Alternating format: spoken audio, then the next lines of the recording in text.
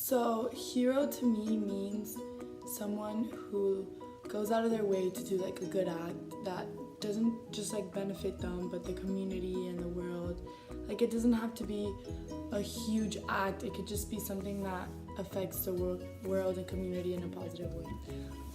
My personal hero is my dad because he's like the hardest working man I know, and he has 4 kids and he supports all of us, and he just like if something's wrong he'll make it seem like nothing's wrong. He just wants us to be happy and he'll put his happiness at stake for us to be happy. He'll go out of his way to just like do anything that we need. He'll put his life at risk for us, like I know he would. So that's my personal hero. My literary hero would probably be John Proctor from The Crucible. We read that book last year and I just thought he was a really strong character because although he did do mistakes, like he did have an affair, he did, which by the way caused like all the accusations of like witchcraft and stuff, he did like also say, like confess he was a witch, but in the end he died like saying the truth. Like the reason he was killed was because he admitted to not being a witch, which was the only thing that would have stopped this whole like accusation thing. But I just think like in my life, if I came across something that was like lie or tell the truth, and if you lie you get out of it, I would probably lie, which is like one of my biggest flaws. So I aim to be like John Proctor. So I read the book Alice in Wonderland, and in my opinion I don't think Alice kind of falls in the position of being a hero just because she's doing it for herself.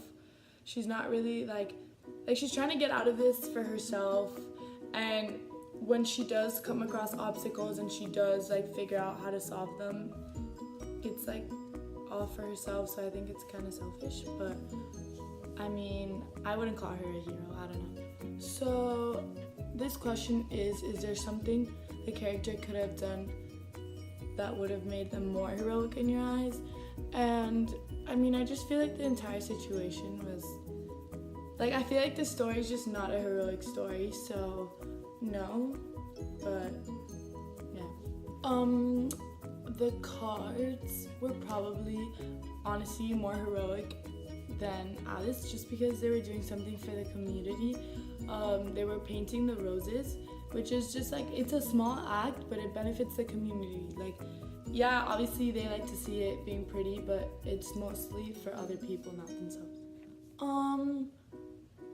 This is probably not the best thing to say because you're an English teacher, but I actually like the movie better.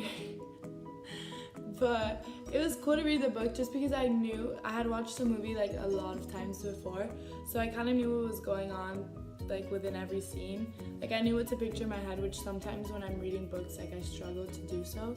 I didn't think the book was a hard read, which I appreciated. But yeah, I liked reading the book. So my favorite part about Alice in Wonderland has always been just like the scene, like I feel like it's just like it's like another universe. Like the characters are so different, and I've always liked movies like that. Like Beauty and the Beast. I love Beauty and the Beast just because it's like talking teapots. Like I don't know, I love that. So I thought like just meeting the characters was probably the most interesting part. Yeah, I would say I was pretty engaged the whole novel. He describes the scenery really well. I feel like there's a lot of imagery which helps create the image in your head. You know, if you haven't seen the movie, I obviously have, so I had it in my head. But I think he's a really good writer. A lot of new characters came in place, and I thought that was really like engaging, but sometimes it could get confusing to keep up with all the characters. But other than that, yeah, I think I was engaged most of the time.